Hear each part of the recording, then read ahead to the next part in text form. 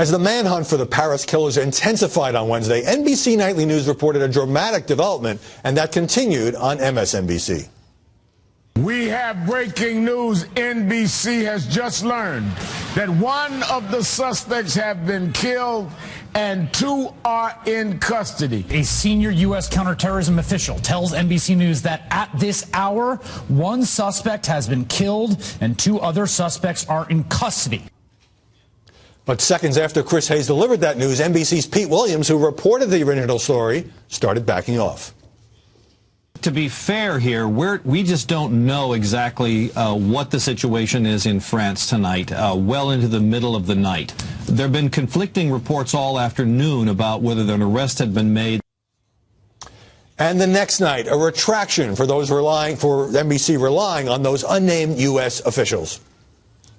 And while these sources had been reliable in our previous reporting, the intel they passed along to us last night turned out not to be correct. KT, Pete Williams, usually a very reliable reporter, but to report that one of the killers have been dead and the others taken into custody, this is Wednesday, remember, that's a big mistake. Yeah, and I think we're going to see more of it. Why? Because traditional media, it's dying. Newspapers are dying, news magazines are dying, people are still watching television, but increasingly getting their news from the internet. That means instantaneous, 24/7. Every few minutes you refresh your page. So the push will be for the mainstream media to try to get out there and be fast too. And they'll make mistakes as they have now. You know, the good old days when I was at the Pentagon, when we did the Grenada operation, we took guys like Fred and we put him on a boat and we sent him out in the middle of the water until the operation was over so there wouldn't be any leaks. Fred, you worked at NBC News for decades. Let me make this point. Pete Williams, the finest reporter, one of the finest reporters in this town. I've known him and worked with him for 30 years. He had, and I've done some reporting on this, he had multiple sources from multiple agencies within the U.S. government getting information from French intelligence and French law enforcement over a period of a couple hours before he reported that.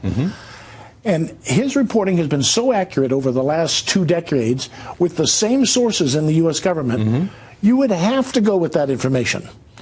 And he did, because but the information was bad from France. It was not. The French were telling the FBI, the Justice Department, and the CIA the same thing. But that's the risk. Now, we saw this, Mara, with CNN's John King erroneously reporting there had been another arrest in the Boston Marathon bombing. But here's the risk that Pete Williams took, that John King took, and others have taken. It's happened on Fox and elsewhere. Even if you're right, what's the great scoop in getting that 10 minutes before everyone else? I know we're all competitive in this business, but the risk is tremendous. I think the risk is greater than the benefit of being right. Who cares? Like KT said, people are looking at the internet every second. What does it matter if you beat another network by 35 seconds? It matters, Mara.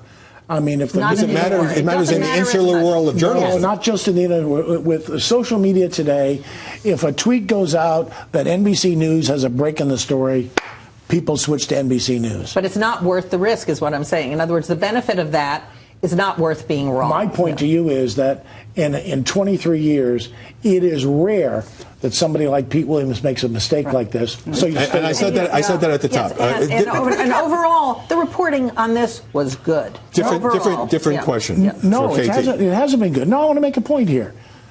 The French reported there was a third guy, the 18-year-old. He's released now. The French reported that Hayat Boumadine, whatever her name is, was a suspect in the grocery store. She wasn't even in the country. So a lot of bad news is coming out. There's conflicting accounts about issues in the country. I can't resolve that right now. Is there anything in this story that we're missing? Here's what everybody's missed the big story. I mean, if it bleeds, it leads, right? We're all focused on Paris. We're all focused at the Million Man March. The real story of the week was the president of Egypt came out and he went to the top religious university in the Muslim world, and he said to the imams to their face, you need a revolution. It is your fault that we are hated throughout the world. Radical Islam, I lay it at your feet. You have to change. That has had earthquakes in the Arab world. The question I would raise is whether or not when we go to this nonstop coverage that the whole world is watching, whether in some level we're giving the terrorists what they want, which is to go out as they would see it in their twisted way, some blaze of glory. Thanks very much this morning, Mara Elias and KT McFarland and Fred Francis.